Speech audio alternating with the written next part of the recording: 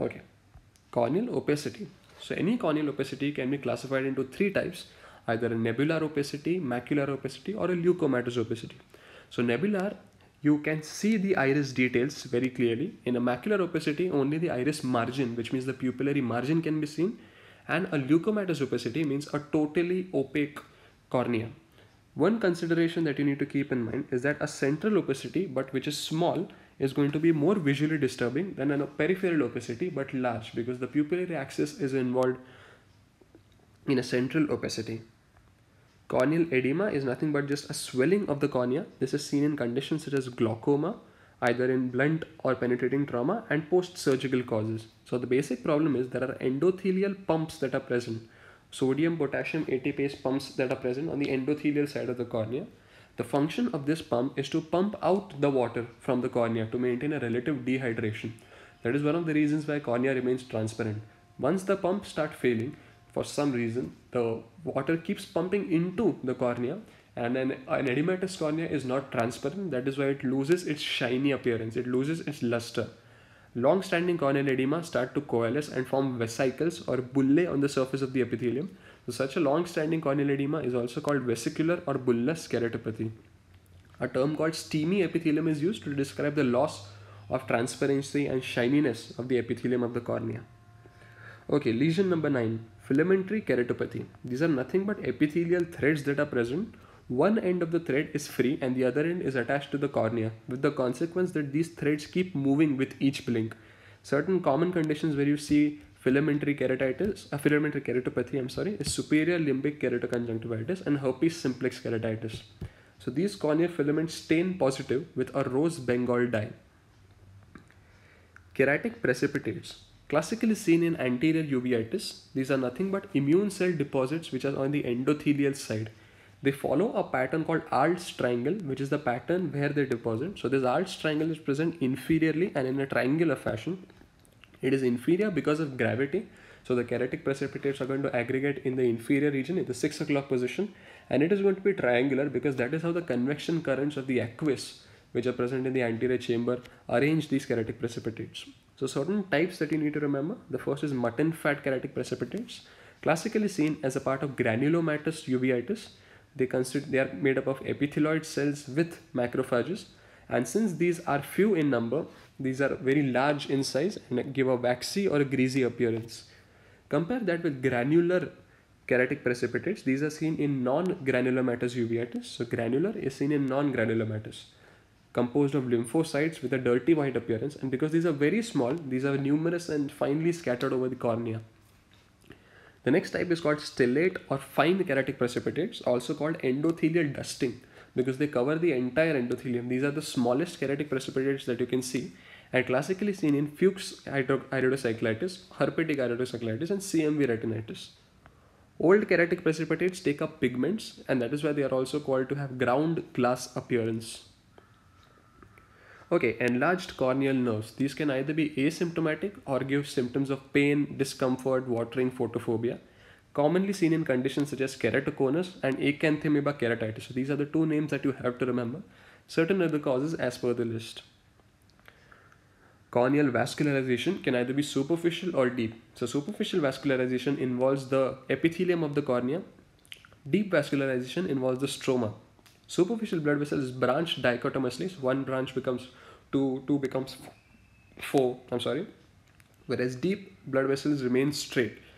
Most common condition where you see corneal vascularization, infectious keratitis. The second most common, Stevens-Johnson syndrome. Rest of the conditions as in the list. Okay, punctate epithelial erosions. These are very fine erosions that are present on the surface of the cornea, on the epithelial of the cornea. Stain positive because again the epithelium is getting broken. Highly non-specific. You cannot gauge the etiology depending on whether you see punctate epithelial erosions or not. However, the location of these lesions give you an idea about the cause. For example, if it is present superiorly at the 12 o'clock position, suspicion should be kept for vernal keratoconjunctivitis, chlamydial conjunctivitis, superior limbic keratoconjunctivitis, and floppy eyelid syndrome. If it occurs in the interpalpebral region, then a suspicion of dry eye disease and UV exposure needs to be kept. Inferior, it is going to be chronic blepharitis because that is where the secretions will or secretions of the blepharitis will come and accumulate because of gravity. Lag of thalamus again, where the eyelids do not close together or close properly. Drug induced because the drug again is going to accumulate inferiorly. Trichiasis and an inturned eyelashes and an entropion again. Diffusely, if you see punctate epithelial erosion, start suspecting viral or bacterial conjunctivitis. Okay, corneal melt is nothing but tissue disintegration by enzyme degradation. So it is seen commonly in a condition called peripheral ulcerative keratitis. So corneal melt, peripheral ulcerative keratitis. DM folds or Descemet's membrane folds. It is also called striate keratopathy because it appears like striae, it appears like lines. This happens when the corneal edema is much more than the endothelial capacity to maintain dehydration of the cornea. Commonly seen after inflammatory conditions such as keratitis, either penetrating or blunt trauma. Post-surgical, after cataract surgery, it is very common, or if ocular hypotonia occurs, there is a corneal tear, a scleral tear because of which the pressure of the eyeball drops. So breaks in the Descemet's membrane are a different condition. This is seen either in two ways.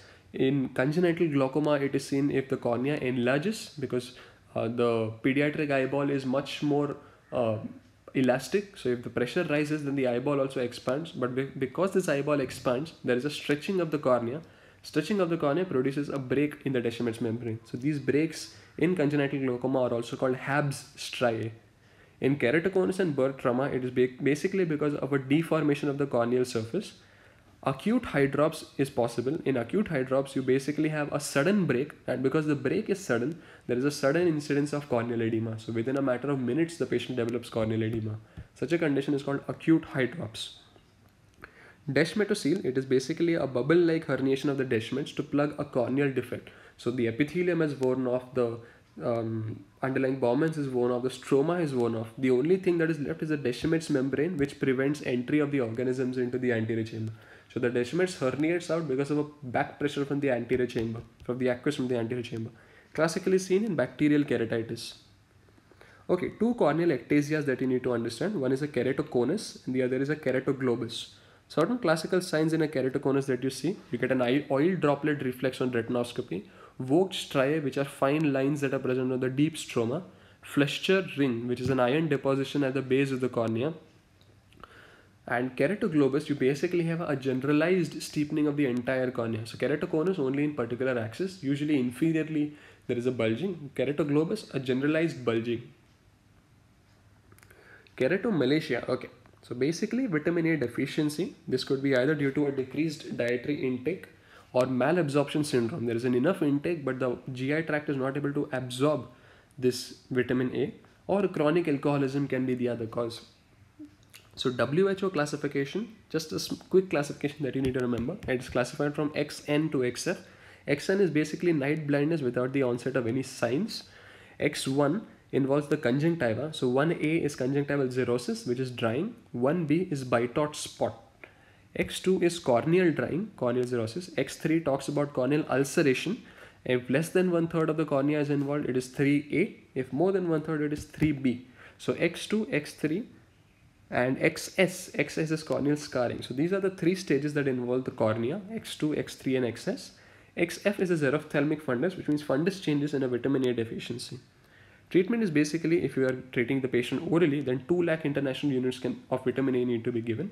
Intramuscularly, a lesser dose is required because bioavailability increases. So 1 lakh international units is sufficient. Certain congenital conditions let's discuss. First is microcornea, either a unilateral or a bilateral condition, autosomal dominant in nature. So how do I define microcornea? It is less than 9 millimeters in a neonate or less than 10 millimeters in individuals more than 2 years of age. The horizontal diameter is taken. Why horizontal? Because that is a standard of measure. So horizontal is easier to measure as compared to the vertical diameter. So less than 9 in neonates, less than 10 in more than 2 years of age. Which conditions are associated with microcornea? You can have glaucoma associated with it, a congenital cataract, leukoma, persistent fetal vasculature, coloboma, optic nerve hyperplasia, and iron iridia. So other congenital associated defects.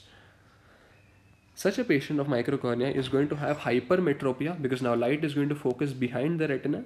A shallow AC will be encountered and rest of the eye may be normal. So it means only the cornea may be at defect. Rest of the eye, that is the iris, the lens, the retina, that may remain normal. Compare that with megalocornea. It is usually a bilateral condition and it is non-progressive in nature. Mode of inheritance is X-linked recessive, so males are affected more often. The size of the cornea is more than 13 millimeters in adults. A deep anterior chamber will be encountered, and naturally you will have a myopia because now light will come to focus in front of the retina, but it is completely correctable by spectacles or contact lenses. Sclerocornea, there is absolutely no visible junction. It's a developmental condition where the interface between the cornea and the sclera is not seen. So the entire eye appears like one uniform and continuous sclera. So the cornea appears like a sclera, hence it is called sclerocornea, very visually disturbing. Cornea plana is a flat cornea, absolutely flat cornea. Okay, corneal burr. So burr is basically a foreign body which is present on the cornea, usually seen after welding injuries, with inadequate ocular protection. There is rust staining that is seen around the foreign body because this foreign body is usually metallic, and the metal that it usually is iron. So iron rust ring is seen immediately after the injury, and slit lamp examination removal is done under topical anesthesia. This is a very minor procedure. It can be done as an OPD basis procedure. So it is done with the slit lamp itself under topical anesthesia by using proparacaine eye drops. 26 gauge needle is utilized, and the rust ring also needs to be scraped off because the rust is also the metallic iron that is present over there. Treatment is basically topical antibiotics, lubricants, as well as cycloplegics to relieve any ciliary spasm. You're of course creating an epithelial defect, and the epithelial defect may need to be increased in size to completely remove the entire foreign body. But as we've discussed, the epithelium heals without scarring, so there is no issues in that sense. Last lesion, vortex keratopathy. It is also called cornea verticillata. So hole-like appearance of the cornea.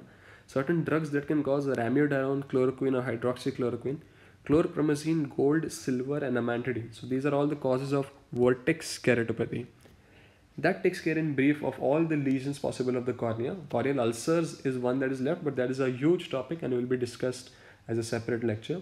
Please let me know what else you would want me to discuss. As always, thanks for watching. Stay safe and good day.